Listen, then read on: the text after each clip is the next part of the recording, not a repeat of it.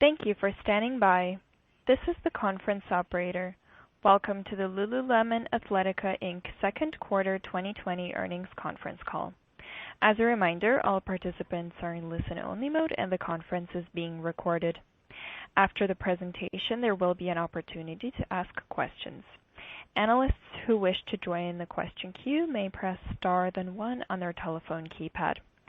Should you need assistance during the conference call, you may signal an operator by pressing star and zero. I would now like to turn the conference over to Howard Tubin, Vice President, Investor Relations for Lululemon Athletica. Please go ahead. Thank you and good afternoon. Welcome to Lululemon's second quarter earnings conference call. Joining me today to talk about our results are Calvin McDonald, CEO, Megan Frank, SVP Financial Planning and Analysis, and Alex Grieve, VP Controller. Before we get started, I'd like to take this opportunity to remind you that our remarks today will include forward-looking statements reflecting management's current forecast of certain aspects of Lululemon's future. These statements are based on current information, which we have assessed, but which by its nature is dynamic and subject to rapid and even abrupt changes. Actual results may differ materially from those contained in or implied by these forward-looking statements due to risks and uncertainties associated with our business, including those we have disclosed in our most recent filings with the SEC, including our annual report on Form 10-K and our quarterly reports on Form 10-Q. Any forward-looking statements that we make on this call are based on assumptions as of today, and we expressly disclaim any obligation or undertaking to update or revise any of these statements as a result of new information or future events. During this call, we will present both GAAP and non-GAAP financial measures. A reconciliation of GAAP to non-GAAP measures is included in our quarterly report on Form 10-Q and in today's earnings press release. The press release and accompanying quarterly report on Form 10-Q are available under the investor section of our website at www.lululemon.com. Before we begin the call, I'd like to remind investors to visit our investor site, where you'll find a summary of our key financial and operating statistics for the second quarter, as well as our quarterly infographic. Today's call is scheduled for 1 hour, so please limit yourself to one question at a time to give others the opportunity to have their questions addressed. And now, I'd like to turn the call over to Calvin. Thank you, Howard. I'm excited to be here with you today to provide an update on our performance for the second quarter, share our learnings as we continue to adapt to and navigate the uncertain COVID-19 environment, and highlight trends we're seeing in the business as we look forward to the back half of the year. The results we're sharing today demonstrate the strength of the Lululemon brand as we face these unexpected times and see the future of retail accelerate through an expansion of e-commerce and digital sweat offerings. Our product, built with technical innovation and performance fabrics, is ideal for enabling the work from home and versatile lifestyle that has grown exponentially in the COVID-19 world. Building upon these components, our acquisition of at-home fitness innovator Mirror and our continued expansion globally demonstrates our ability to navigate the near term while planning for the long-term growth. Today I'm joined by Megan Frank, our SVP of Financial Planning and Analysis, who continues to be a supportive partner as she works with me and the team on strategic and operational finance, while our CFO search is ongoing. Alex Grieve, our VP and Controller, is also on the call today and will be available to answer your questions during the Q&A portion. Before I detail our results, I'd like to speak for a moment about the importance of diversity and inclusion at Lululemon. As I mentioned on our last call, we are committed to increasing our investment in education, behavior change, and diverse representation within our organization. The Black Lives Matter movement has ignited Lululemon and our collective, serving as a powerful catalyst to critically examine our culture and practices. Back in June, we created IDEA, a commitment to create real and lasting change through inclusion, diversity, equity, and action. As a company, we are focused on meaningful transformation, shifting our mindsets and behaviors, and living into our core value of inclusion every day. I look forward to sharing our progress on this going forward as the diversity of our workforce truly begins to reflect the global communities in which we operate. Let me turn now to our business performance in the second quarter, which exceeded our expectations. Total revenue increased 2%. Consistent with quarter one, we are not reporting same-store sales due to the significant number of stores that remain closed during the beginning of the quarter.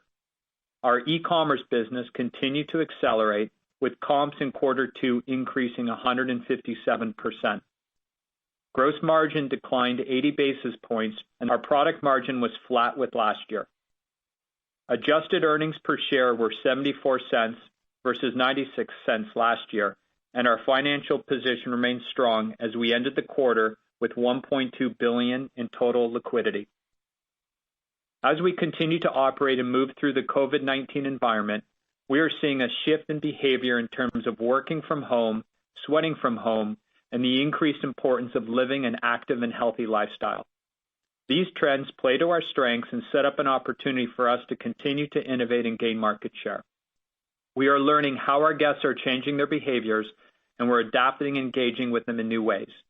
We remain committed to our Power of Three growth plan, including the doubling of men's, doubling of e-commerce, and quadrupling international by 2023. But we also recognize that 2020 is likely an inflection point for retail and for Lululemon, with certain changes in guest behaviors likely to endure in the post-COVID-19 world. We believe Lululemon is uniquely positioned to engage with our guests when, where, and how they want, based on the strength of our brand, the strength of our operating model, and the investments we've been making across the business.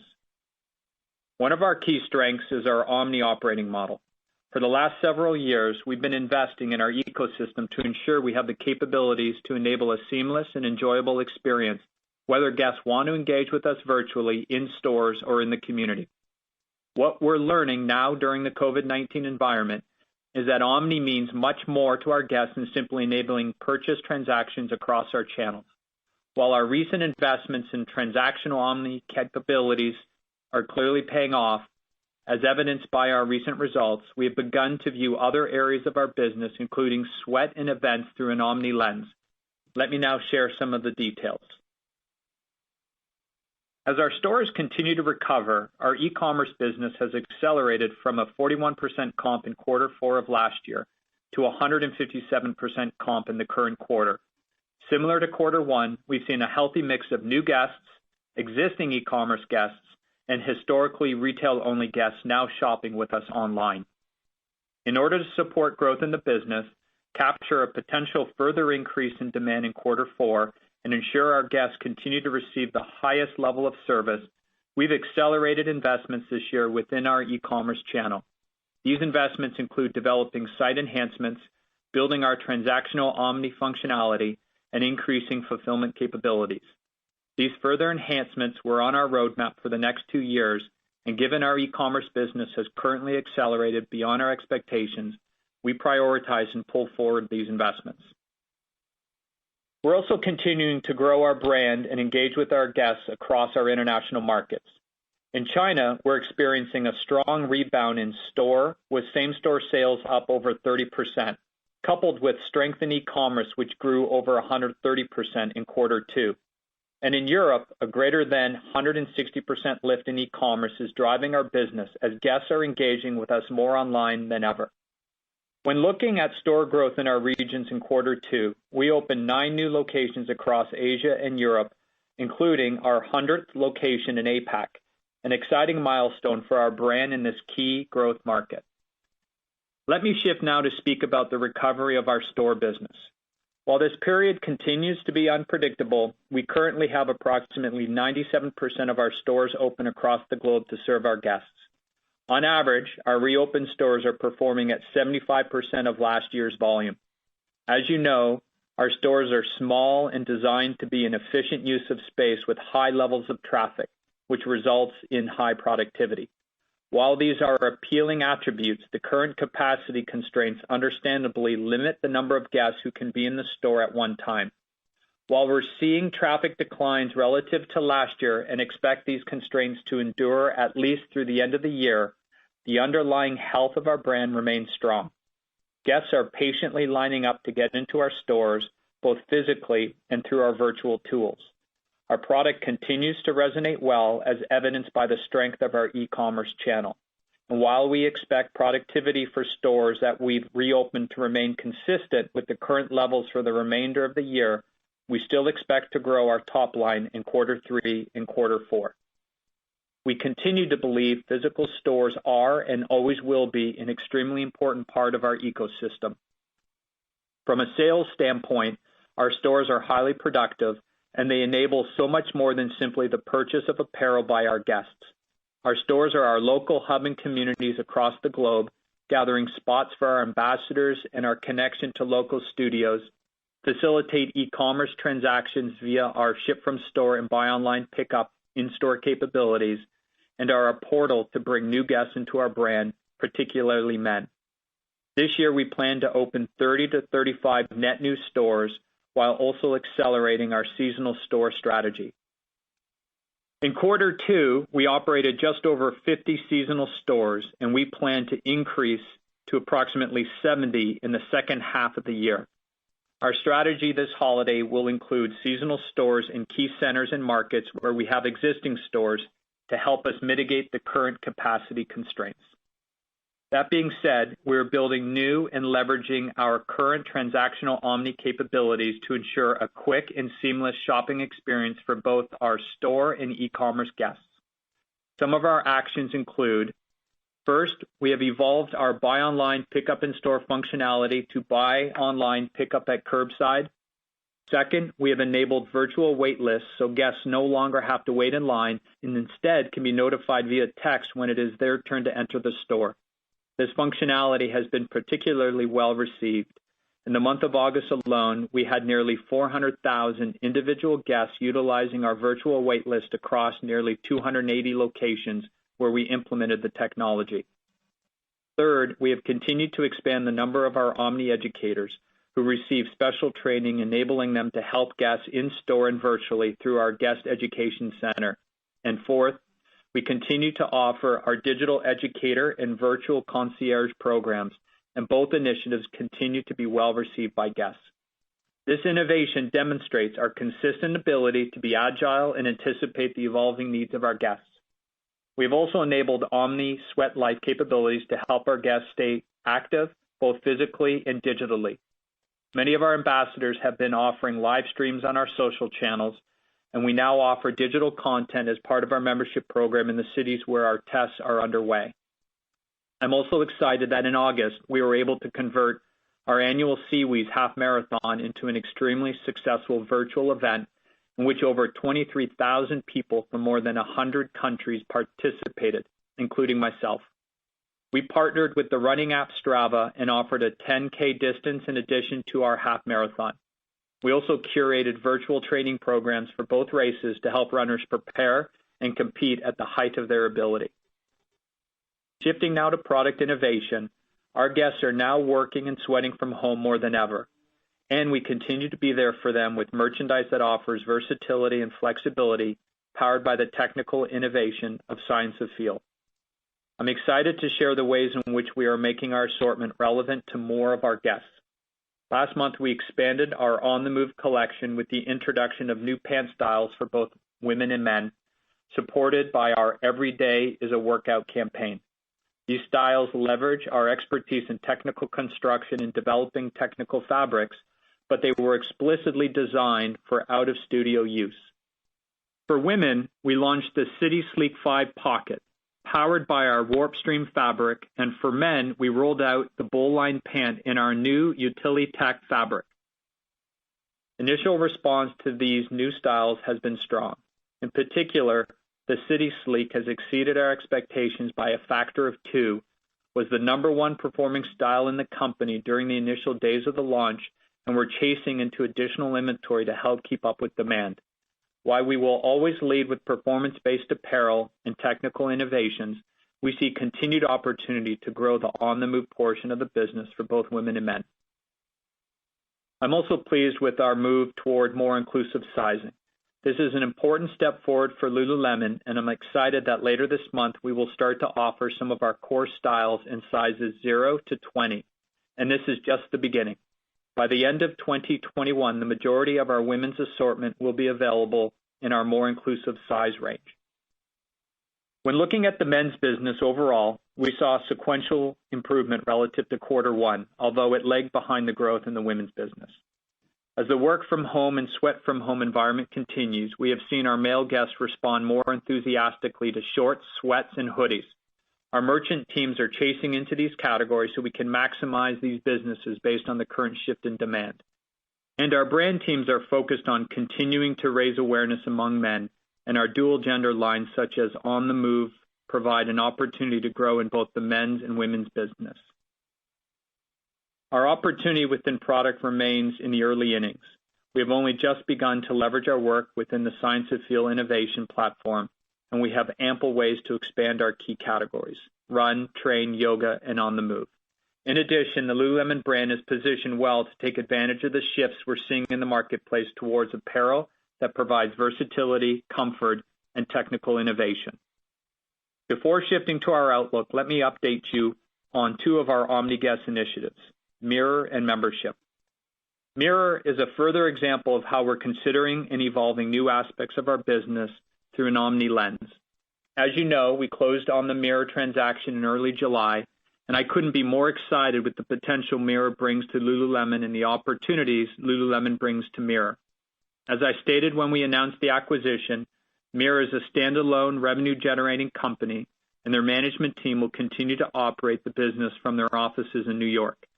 There's no need for heavy integration work, and we have begun the process of bringing them into the Lululemon family so that we benefit from our collective strengths. We're on track to begin offering the Mirror in 10 to 15 Lululemon stores in the United States by early Q4, when we'll also begin leveraging our digital channels to help build their brand awareness. From a financial standpoint, we continue to believe that Mirror will be modestly dilutive to earnings this year. We plan to ramp up marketing and advertising spend in the second half of the year to fuel Mirror's momentum during the holiday season and into 2021. The initial work we're doing with Mirror during the upcoming fall season will set the stage for next year, when we expect to be more aggressively leveraging the power of the Lululemon ecosystem to grow the Mirror business. Megan will provide you with more details in a moment. Shifting to membership, I'm excited to announce we are continuing to test our program in Edmonton, Chicago, and Denver, and starting this week, we'll also bring the program to our guests in Toronto for the first time. The membership program continues to celebrate community connection and provides a range of offerings, such as special product dedicated online sweat classes and inspiring guest speakers to extend the Lululemon experience. With COVID-19 in mind, I'm proud of how our teams have evolved to a virtual event format with plans to return to studio classes and physical gatherings once safe to do so. As we continue to test and learn through membership and integrate Mirror into the Lululemon family, we are gaining valuable insights on guest behavior that can help us further improve our offering and enhance the ability of our guests to fully experience the sweat life. Let me now share our thoughts on how we're approaching the second half of the year. Megan will share some specifics regarding our financial outlook, but I wanted to provide you with our planning framework for the fall season. Our starting point is that the environment remains uncertain. COVID is not yet contained in many of the markets where we operate, and while we expect the recovery to advance, we continue to plan for multiple scenarios this fall, and particularly for the holiday season. We have pulled forward several IT investments related to our e-commerce business, increased our DC and fulfillment capabilities, and are continuing to grow the ranks of our Omni educators to ensure our guests receive the service and experience they are accustomed to should our e-commerce business spike even more in Q4. We continue to work with our vendors to ensure the proper timing of upcoming merchandise flows and can pull forward deliveries of select styles should unanticipated demand develop. And we continue to protect our downside by tightly managing expenses and the outlay of capital. Let me now turn it over to Megan. Thanks, Calvin. I'll start by providing details on our Q2 performance, and although we are not providing specific guidance, I will offer some color on our outlook for the remainder of the year. I will also discuss specifics on our balance sheet, including our cash position, liquidity, and inventories. Please note that the adjusted Q2 financial metrics I will share include the operating results of Mirror, beginning on July 7th, the day the transaction closed, but exclude $11.5 million of pre-tax acquisition-related costs. You can refer to our earnings release in Form 10-Q for more information and reconciliations to our GAAP metrics. For Q2, total net revenue increased 2% to $903 million. And while we are still in the COVID-19 recovery phase, this was above our expectations of a high single-digit decline. In our digital channel, we posted a 157% constant dollar comp increase on top of a 31% increase last year. Given the significant number of temporary store closures in Q2, we do not feel store comp is a meaningful metric to evaluate performance. As we evaluate our top-line performance, we will continue to be focused on total revenue, our digital business trends, and open store recovery trends, which I will offer some additional color on as we move into our outlook. Square footage increased 15% versus last year, driven by the addition of 46 net new stores since Q2 of 2019. During the quarter, we opened 17 new stores, 8 in North America, 4 in mainland China, 3 in other markets across Asia, and 2 in Europe. We also completed 2 planned optimizations. In terms of our digital channel, e-com contributed approximately $554 million of top line, or 61% of total revenue. Our constant dollar e-com comps exceeded our expectations, increasing 157%. Excluding the impact of our online warehouse sale, e-com comps grew 137%. While we were pleased with our online warehouse sale results, I did want to highlight that overall for the quarter, we saw strength in full price sales as reflected in our flat product margin results year over year. In terms of e-com drivers, we continue to see strength in traffic and conversion, which increased over 90% and 45% respectively. Traffic was driven by channel shift, coupled with investments in digital marketing, and conversion continues to benefit from guest response to our product and the investments we've made in our global digital platforms to improve guest experience. Gross profit for the second quarter was $489.5 million, or 54.2% of net revenue, compared to 55% of net revenue in Q2 2019. The gross margin decline of 80 basis points was driven by 130 basis points of deleverage on DC-related costs, which was offset by 40 basis points of product team cost leverage and 30 basis points of occupancy and depreciation leverage. Product margin was flat year over year, inclusive of our online warehouse sale, as lower product costs and product mix offset higher markdowns. We also experienced a 20 basis point negative impact from foreign exchange. Moving to Sgna, our approach in the current environment has been to protect against downside while also ensuring we continue to invest in our long-term growth opportunities. Sgna expenses were approximately $353 million, or 39.1% of net revenue, compared to 36% of net revenue in Q2 2019. The deleverage in the quarter resulted predominantly from lower revenue due to COVID-19 related store closures and our commitment to continue to pay our employees through this period of disruption. Costs associated with COVID-related supplies and PPE, deleverage on depreciation, and deleverage from Mirror. These were partially offset by expense reductions relative to our original budget, coupled with the recognition of some government wage subsidies in the quarter. Adjusted operating income for the quarter was approximately $136 million, or 15% of net revenue, compared to 19% of net revenue in Q2 2019. Adjusted tax expense for the quarter was $39.2 million, or 28.9% of pre-tax earnings, compared to an effective tax rate of 26.4% a year ago. The increase in our adjusted effective tax rate compared to last year relates primarily to changes in guidance associated with certain U.S. tax reform measures, which reduced the effective tax rate in the second quarter of fiscal 2019. Adjusted net income for the quarter was $96.3 million, or 74 cents per diluted share, compared to earnings per diluted share of 96 cents in Q2 of 2019.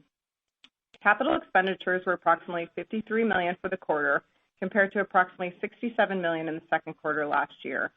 Q2 spend relates primarily to store capital for new locations, relocations and renovations, technology spend to support our business growth, digital channel and analytics capabilities, and supply chain investments. Turning to our balance sheet highlights. We ended the quarter with $1.2 billion of total liquidity. We had $523 million in cash and cash equivalents and approximately $700 million of available capacity under our committed revolving credit facilities. Inventory grew 36% versus last year and was $673 million at the end of Q2. We now believe Q1 was the high point for year-over-year inventory increases for 2020. We expect levels in the second half to moderate further and increase in the 20 to 30% range. Our repurchase program remains on pause as part of our COVID-19 cash management strategy. We have approximately $264 million remaining on our current $500 million repurchase plan. Let me shift now to current trends and share with you some color on how we're looking at the remainder of the year. Due to the dynamic nature of the macro environment, we are not yet returning to our historical cadence of providing specific guidance for the current quarter and fiscal year. We continue to plan for a number of scenarios in order to ensure we have the appropriate flexibility to manage the business through a range of second half outcomes. These include scenarios around store trend recovery in light of continued COVID-19 impacts across the globe. We are focused on and benefiting from leveraging our omni model and digital strength as we navigate this uncertainty. We've continued to see guests shift between channels, which has driven outsized growth on our e-commerce sites. As Calvin mentioned, we pulled forward investments in our digital channel to ensure our guests continue to receive an elevated experience when shopping our sites and to maximize second half and holiday business. In terms of stores, we currently have approximately 97% of our stores open across the globe, with only a handful of closures in North America and Australia. All of our distribution centers are up and running. The average productivity of our reopened stores is approximately 75% of last year's volume. As we continue to prioritize our people and our guests, we are still limiting capacity and operating on reduced hours in many locations. We believe these restrictions, coupled with our relatively small store size and high productivity comparisons, continue to impact guest traffic. When looking at new store openings for 2020, we expect to open 30 to 35 net new stores, with 15 net new stores open through the end of Q2. These openings will contribute to a low double-digit increase in square footage for the year. In addition, we are maintaining our seasonal store strategy. We operated just over 50 seasonal stores in Q2 and plan to operate approximately 70 in the second half of the year. Looking forward, for the business overall, we continue to anticipate the trend in total revenue growth to improve sequentially throughout the remainder of the year. Inclusive of Mirror in Q3, we expect total revenue to increase in the mid to high single-digit range, with Q4 increasing in the high single to low double-digit range. It's important to note that our view on total revenue growth in the back half assumes no improvement to the 75% productivity levels we're currently experiencing in reopened stores. In our digital channel, we expect revenue to remain strong and well above our pre-COVID growth rates of 30 to 40%, but moderate in the second half relative to Q2 with the majority of stores open. And finally, we are now assuming that Mirror will generate in excess of $150 million in revenue for the full year 2020. Up from our initial expectation, which was revenue in excess of $100 million. We made the strategic decision to increase marketing spend for Mirror in the second half to take advantage of current trends towards sweating from home and capitalize on the opportunity to drive business during the holiday season and into next year. The increased marketing spend, which will help acquire new guests in the near term and should also produce a return over the longer term through increased product and brand awareness, will contribute to modest earnings dilution reflected in our outlook. For gross margin, we continue to expect the second half of the year to be better than the first half, with a decline relative to last year in Q3, followed by flat to modestly up gross margin in Q4. We remain on track to deliver savings of $40 million in non-merchandise expenses included within gross margin relative to our original budget. In terms of Sgna for the full year, we expect deleverage to continue in the back half as we prudently invest in select growth initiatives, particularly digital, and store traffic likely remains below last year's levels. In addition, while Mirror's dilution on our P&L would be modest for the year overall, the bulk of this will be realized within Sgna, contributing to deleverage in Q3 and Q4. We remain on track to realize $130 million in gross Sgna savings by the end of the year relative to our original budget. With regard to earnings per share, compared to a year ago, if we look at just the Lululemon business, we expect an adjusted EPS decline in the 10 to 15% range in Q3 and adjusted EPS to grow modestly in Q4. When looking at our combined results for Lululemon and Mirror, we expect an adjusted EPS decline in the 15 to 20% range in Q3 and a modest decline in Q4. For the full year 2020, excluding acquisition costs, we continue to expect Mirror to be modestly dilutive at less than 5%. In terms of capital spending, we expect CapEx for 2020 to be below our original budget and generally in line with last year. We are prioritizing spending on digital and omni initiatives and fulfillment capabilities while pulling back somewhat on new store openings and remodels. Before handing it back to Calvin, I'd like to reiterate that we are cautiously optimistic with regard to the holiday season, and we continue to plan the business based on multiple performance scenarios. Our guidance assumes store productivity remains consistent with the levels we've seen recently, and we experience ongoing strength in our e-commerce business. Longer term, we remain committed to our Power of Three growth plan, and we're excited with the opportunities that remain in front of us. And now back to Calvin for some closing remarks. Thank you, Megan, and I want to take this moment to also thank all of the Lululemon employees around the world who continue to be agile, nimble, and creative as we meet and exceed the expectations of our guests during this time. I'm proud of the resiliency and flexibility of the business that allows us to deliver results like these that demonstrates both our near-term and long-term strength. And I continue to be impressed by how our leadership team is showing up, both as they lead their teams and strategically co-create our future. We all feel that Lululemon is becoming stronger quarter by quarter, and it's a testament to our people, our ability to innovate, and our enduring connection with our guests we love to serve. We're now pleased to take your questions. Operator, we can now open it up for Q&A. Certainly. We will now begin the question and answer session. Analysts who wish to join the question queue may press star then one on their telephone keypad. You will hear a tone acknowledging your request. If you are using a speakerphone, please pick up your handset before pressing any keys. To withdraw your question, please press star then two. We will pause for a moment as callers join the queue.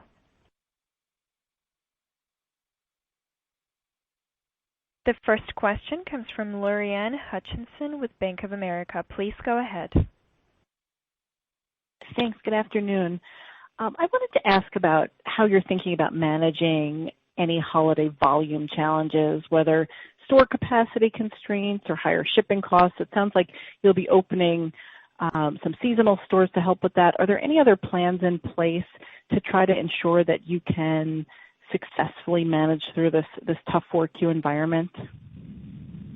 Hi, Lorraine. It's Calvin. Absolutely.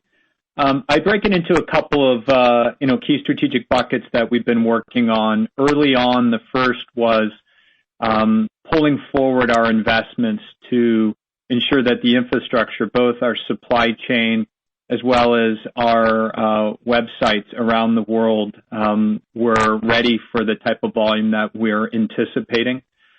We've run a variety of scenarios. If you think, obviously, fourth quarter volume is the highest volume within a year, and we're seeing exponential growth on e-commerce. So we sort of applied that modeling to the back half as sort of the benchmark of what we needed to prepare for. And we pulled those investments forward to ensure a readiness on the sites and the infrastructure in order to support. And then we've been investing into the guest experience, call center being one of the key areas, looking at how we can mobilize our educators to not just be able to work in the physical, but as well as being able to service our guests online, both through a concierge service as well as a call center. So leaning in and ensuring that we have the infrastructure to support and the guest education center to support are two of the big important factors, and that's anticipating our online volume. In the physical space, there is a variety of initiatives that we keep innovating to take away the operating constraints. That's the reality of operating through COVID. We've all seen the lines at our stores. We know that guests are, willing and are waiting to queue up. And our challenge is, how do we get more into the store and transact at a quicker rate? So a variety of innovations have gone into that, from the virtual lineups that I shared, as well as how we just check guests out and service them outside of the store. And then the seasonal stores is a big shift as well, tapping into our nimble fleet where, last year in fourth quarter we had 51 seasonal stores. This year we're planning on 70. And in some locations we may even be doubling up in a mall or a location where we have an existing store so we can pick up some of that overflow. So those things combined, we feel good that we'll be ready for the volume where we need to be and maximizing the potential of physical space with some of the innovation that I shared with you. Thank you.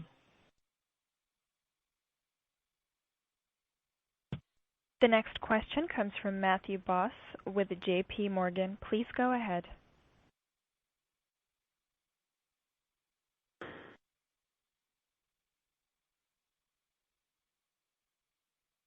Matthew Boss, your line is live.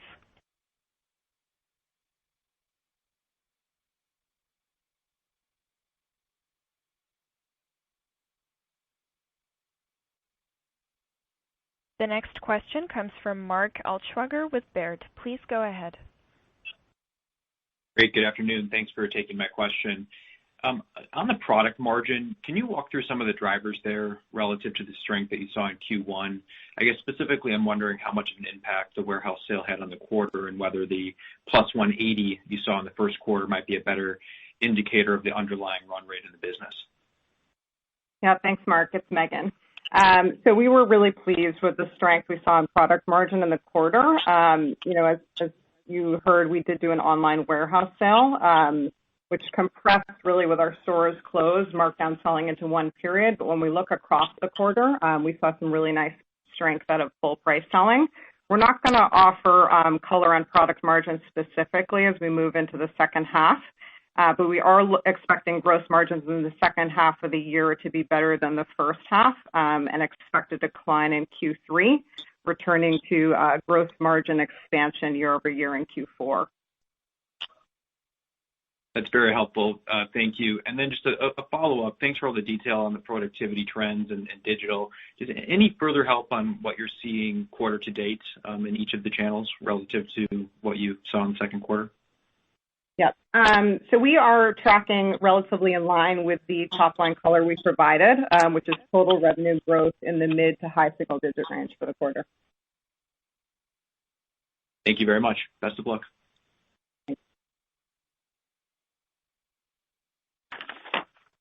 The next question comes from Matt Clintock with Raymond James. Please go ahead. Hi, yeah, thank you, everyone. It's McClintock, but good job trying. I wanted to start with just fulfillment capacity, and it's kind of a follow-up to Lorraine's question, but I want to understand the investments that you're making in terms of fulfillment volume, your ability to handle more volume versus fulfillment customer service, your ability to deal with customer service of these higher levels of volume. Where does that position you longer term? I understand you're getting ready for the fourth quarter, but I want to think 2 years out, 3 years out. Are you building the ability to handle volume of 5 years from now, 6 years from now, or is this because you're growing so fast, you're still trying to just kind of keep up with that and still add some safety room? Thanks. Great. Thanks, Matt. We're definitely well ahead of the volume that we had anticipated and modeled in our 5-year growth plan that we shared last spring. And under the Power of Three, and when we looked at doubling our digital business, we are definitely trending ahead of that run rate. So these investments that we're making this year, I would break into a number of factors. One is our distribution capability of both fulfilling stores as well as e-commerce orders. Ensuring we have the right safety measures in place to maintain continuity of operating the DCs, which I'm very proud of the work that the team did to date to operate through while maintaining and putting the health and safety of our warehouse distribution employees front and center. On the website, improving this, ongoing stability, the ability to take the traffic and convert. And we saw traffic in quarter two increase by 91%, conversion increased by 46%. So these combined with the volume are ahead of where we anticipated, and there's just general infrastructure investments you need to make to be able to scale a business like that. Fortunately, we're predominantly cloud-based now, which allows us to more easily expand both in North America and internationally. Internationally, our total business was up 37%. That's including stores. In the quarter, every region in Europe and APAC and China grew, and we saw significant growth in e-commerce. So we're experiencing it in all markets, and we're investing there in the infrastructure to support that volume. We're definitely going to come out of the year ahead of where we thought we would be in the 5-year plan on a dollar perspective, and we'll continue to invest in as we look forward to the 23 plan, and then obviously our planning beyond that, prioritizing the investments. I mean, what's center at our strategy is an omni ecosystem and approach, and digital plays a big part of that. we're going to keep investing to ensure that we support the growth of the business and take a long-term view on it. Thanks for that color. And then just as a follow-up, we've started noticing a lot more Lululemon instructors on Mirror. And I was just, because you talked about starting to integrate the two companies a little bit, I wanted to get your thoughts on bringing your ecosystem onto Mirror and how that's impacting local communities. Are you seeing greater engagement levels in local communities where you have maybe local instructors teaching on Mirror now? Thanks. Great, thanks. I would say, as we've alluded, it's very early. We started a partnership with Mirror over a year ago, last spring, and in fact, through that partnership, we had some of our Lululemon ambassadors on the Mirror platform last fall. And that gave us a lot of test and learn opportunities to see how the Mirror guest was interacting with both that ambassador as well as the interaction of at-home sweat. And that, among with many other metrics, gave us the confidence and led to the excitement about, making the acquisition. So we look forward. We are moving forward with, the notion of a light integration. We're only going to be selling in 10 to 15 stores this year, selling it on Lululemon.com as a means to building awareness. And it really is set up as a test and learn and focus on 21. And as Megan shared, even with a light integration, we're anticipating, a solid improvement in their forecast shared earlier, revenues in the $150 million. And as we continue to integrate, as we continue to, tap into the ambassadors and the community and expand selling into more of our stores, we're excited about that growth opportunity. Center of how we're viewing our strategy moving forward and where we feel it's very unique versus some other players is the omni ecosystem that's going to include both physical and digital sweat. So the Lululemon membership is rooted in physical sweat. Mirror is rooted predominantly in digital sweat, and we see a relationship between the two and at the community level. So we will continue to innovate and expand into that with more to share, but that is really the unique point of our strategy and vision, and Mirror fits into it well and will be a part of the community, both digitally as well as within the physical representation of our ambassadors, our stores, and others as we look to to drive that business forward.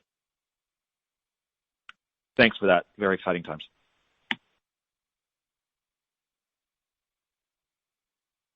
The next question comes from Adrienne Yih with Barclays. Please go ahead.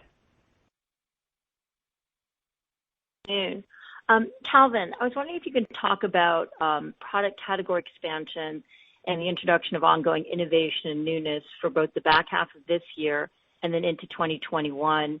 And then Megan, if you can just talk to us about how you've moved through inventory through I think there were 3 channels that you mentioned or strategies last time, and how we should think about that at the end of both 3Q and 4Q. Thank you very much. Great, thanks. In terms of our product expansion, we've shared the 4 key sweat activities that we're focused on as a business: run, train, and yoga, with on the move being one of the key categories. And we're sort of taking a unique point of view as our most recent campaign sort of picked up on, which is the notion life is a sport. And we see a lot of growth just in how we provide head-to-toe options and solutions for the guests in those activities. Equally, we have a number of sweat activities that our loyal guests choose as either their secondary or tertiary sweat options that we equally see opportunity to expand our current assortment. And we're working to do that. We're innovating into that, and we're excited about bringing a little, continual newness as well as continuity to these sweat activities for both our men's business as well as our women's business and accessories. So there is a lot of new innovation in the pipeline. We shared the launch of our pant business this quarter with the City Sleek initiative, with much more OTM planned for the back half and into next year, and into these new sweat categories. So I continue to be incredibly energized about the product pipeline, both the newness as well as the opportunity we have and what we've already declared, and then the expansion of new categories that would be completely incremental for us, building business, footwear, in the coming years. So I think it's exciting to see the work that Sun and the team's doing in and around product through Science of Feel, and really believe we're early in what we offer in North America, and then even more so internationally. So see a long runway of growth with product. Great. In terms of inventory, we are pleased with the level of composition coming out of Q2. Our inventory was up 36% year over year, which was under our Q1 year over year balance. We've previously thought end of Q2 would be our high point, and now we expect that will be Q1.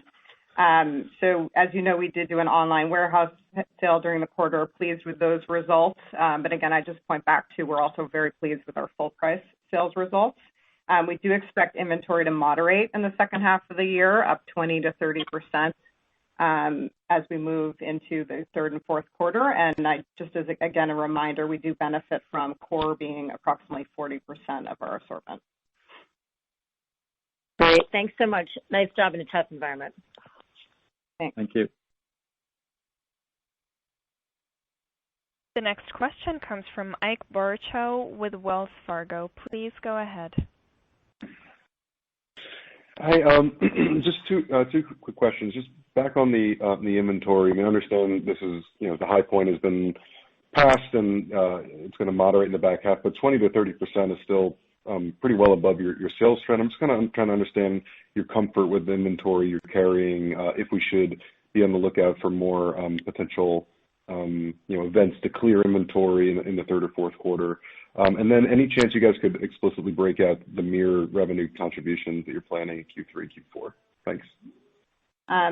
Yeah, thanks. It's Megan. So I think in terms of inventory, what I'd say is, again, just 40% of our assortment approximately 40% is core.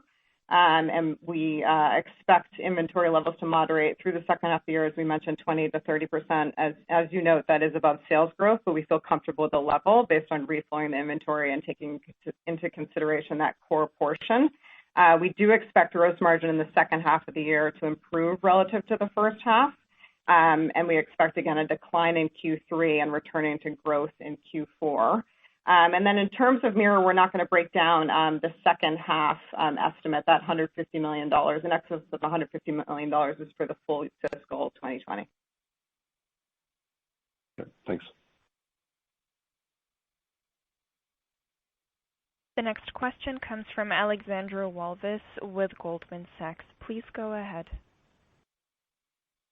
Good afternoon. Thanks so much for taking the question. I had a question on the e-commerce growth.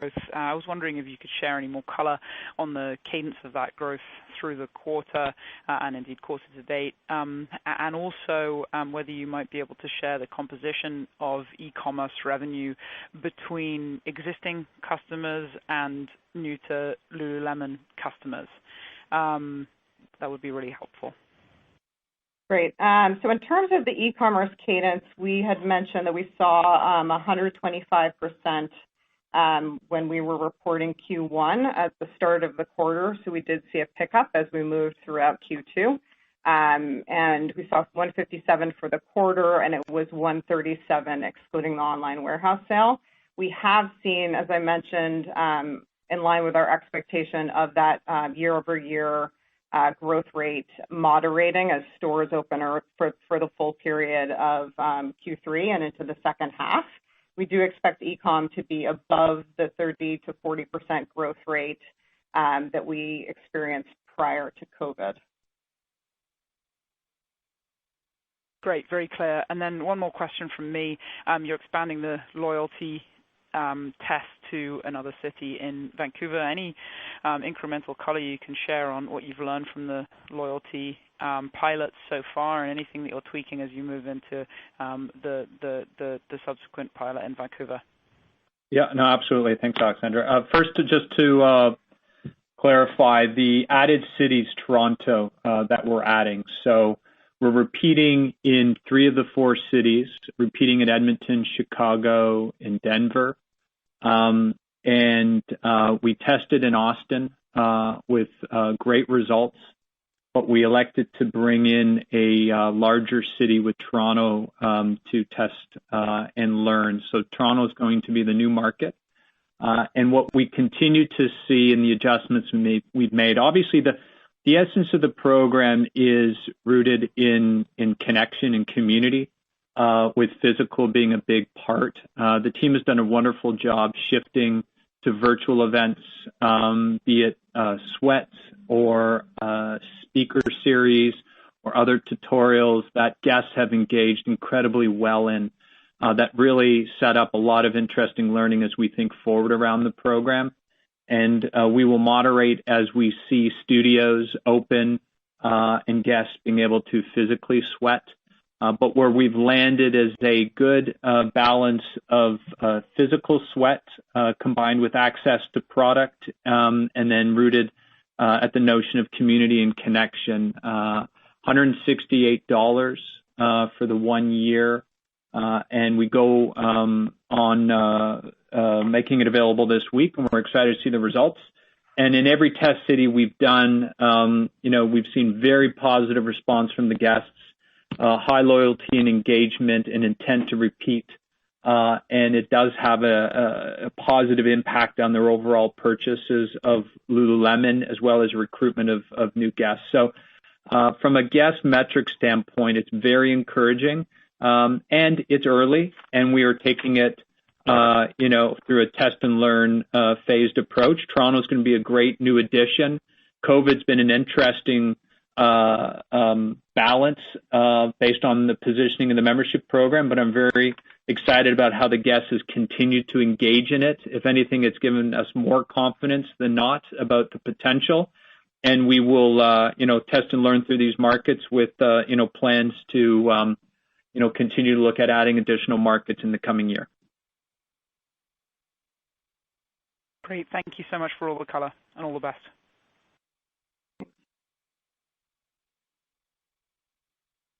The next question comes from Omar Saad with Evercore. Please go ahead. Hi, thanks. Good afternoon. Congratulations on another great quarter. I wanted to ask a little bit more about your international results, kind of compare and contrast versus your core North America market. The China number was pretty impressive.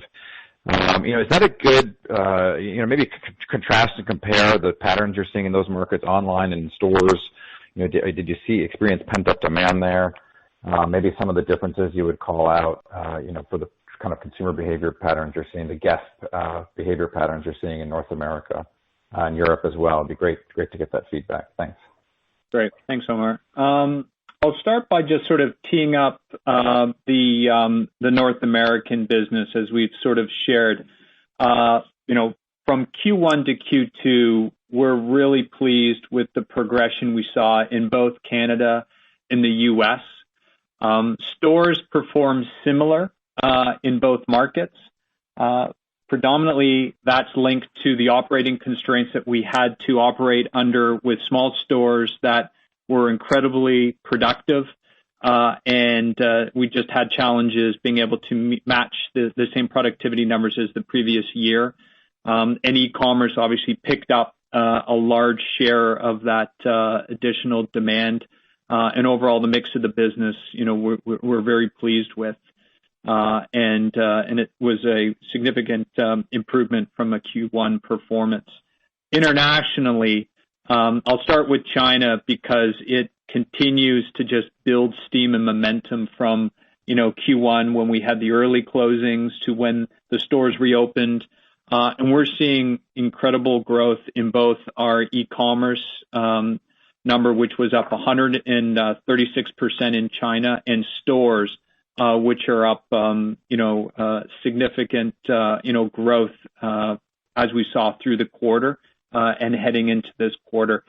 They're benefiting from a lot of the domestic travel that's occurring, but from a brand perspective, we've opened up a number of additional doors, and they have all performed well ahead of plan. In Tier 2 cities, we continue to see great growth and reaction to the brand, and we're acquiring new guests, and both channels are performing very strong. So very excited about what we continue to see as an inflection in our business in China and the momentum behind it and the growth that it's driving, which is by far, the strongest of any market that we're in to date in this quarter.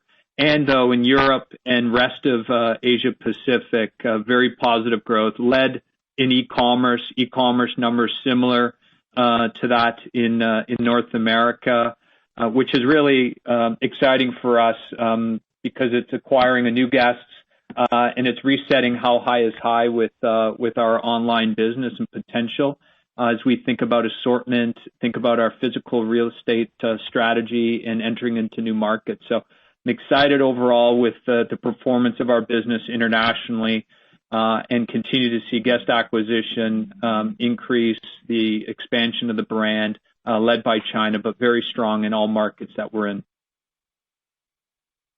Great. And then a quick follow-up on Mirror. Why only 10 to 15 stores for the fourth quarter? Are there capacity constraints, or you just want to build it slowly? Thanks.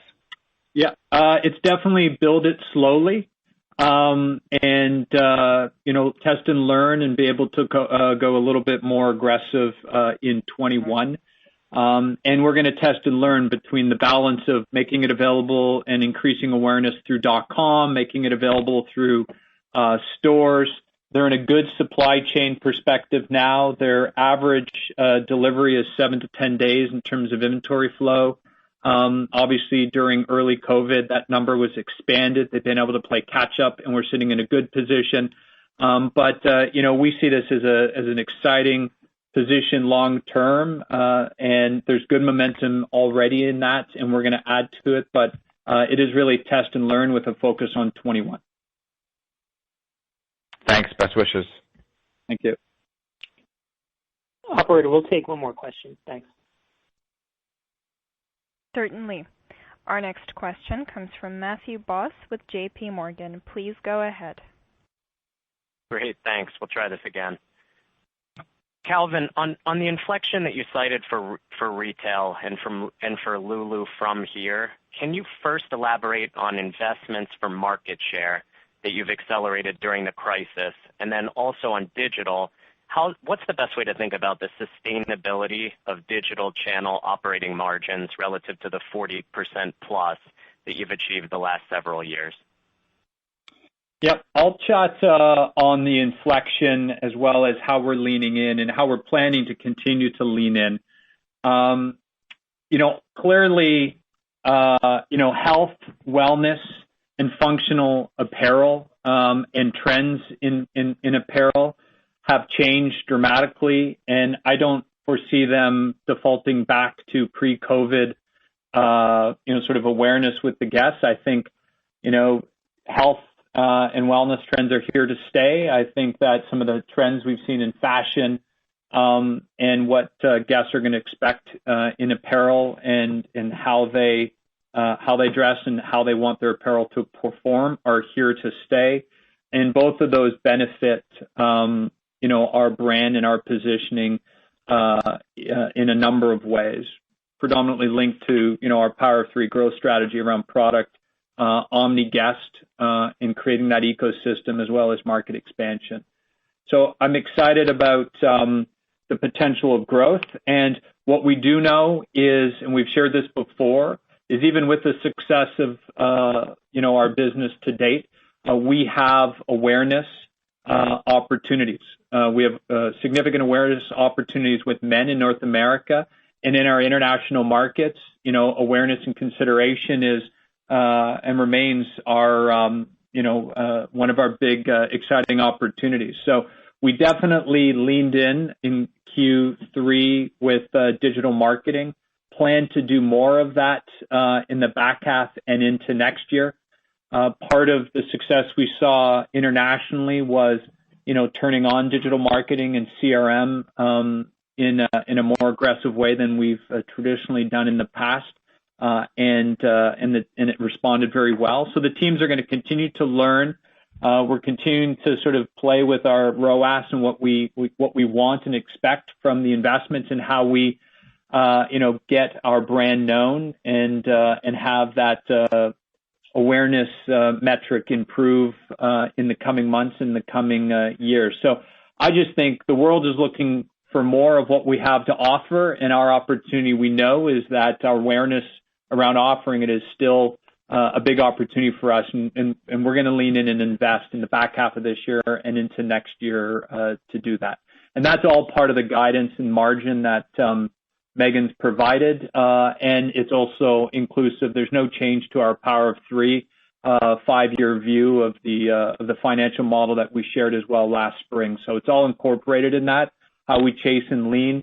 But it's an exciting opportunity for us to drive awareness, and we see the opportunity, and we are shifting investment to go after it. Great. And then just one follow-up, just on the digital trend in August and early September. Is there any driver of the moderation that you cited relative to the second quarter, or maybe just any commentary to think about as we try to think through the magnitude at all as we think about the current momentum that you guys carry so far into the third quarter? Yeah, I wouldn't say there's a driver to the moderation. It's really looking at the omni trend overall, which again we see in the mid to high single digit range, and just with the lion's share of the stores open, just not seeing as much of a channel shift trend with our guests being able to access our store fleet. Great. Best of luck. Great. Thank you. That's all the time we have for questions today. Thank you for joining the call, and have a nice day.